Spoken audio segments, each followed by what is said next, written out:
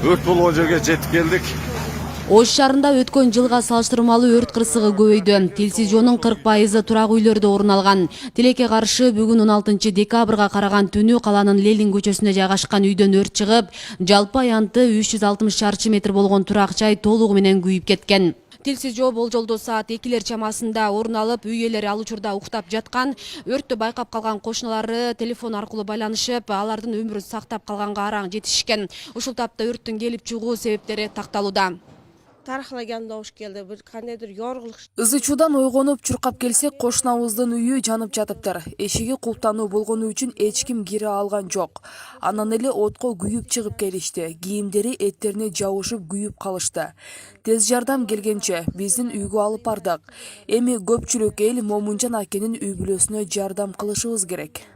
Тарах болса, Өрттүн чыкканын көрүп эшигин тыкылдатсак угушпады. Телефон чалып ойготтук. Бирок ошого карабай денелеринен күйүк алышты. Жаман иш болду. Кызды да ден соолугунан мүмкүнчүлүгү чектөлүү болуп баса албайт болчу. Сууктун күнү эч нерсеси жок калышты. Өрттүн кесепетинен жабыр тарткан үй бүлө мүчөлөрү ооруканага жеткирилип, дарыгерлердин көзөмөлүндө. Алардын абалы канааттандырарлык деп айтылды. Поверхности тела туловища дает верхних нижних конечностей. Процентном соотношении караганда 16%, 25% чейин ажып калышкан. Бәнөлөрдү көрүп келдик. Реанимация жаткан бейтаптардын акыбалдары туруктуу. Азырда кичине после обследования эми Кудай кааласа ошо бейтаптарды күйүк бөлүнүнө которобуз. Керектүү, необходимый жардамдарды полностью в полном объеме алып жатышат. Ош шаарындагы жеке менчик турак үйлөр өрт коопсуздугунун талаптарына толук жооп бербейт. Кала тургундары кошуналар менен үйлөрү жанаша салынып, чатырлары биригип жабылгандыктан өрт чыккан учурда кийинки үйлөр да жабыр тартат. Мындан улам үйлөрдүн ортосун бөлүп турган дубал болуусу абзел. негизинен мунун алдын алуу үчүн сөзсүз түрдө эки үйдүн ортосуна сөзсүз түрдө жанагындай өрткө каршы дубал урулуш керек.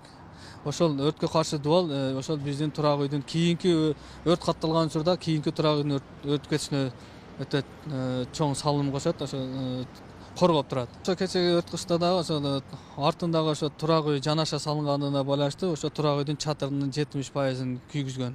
Негизинен турак үйдүн ичине өткөн эмес. Кошумча маалымат катары айта кетсек, Ош облусунда 2021 жылы 308 өрт кырсыгы катталган. Анын 42% турак үйлөрдөн чыккан.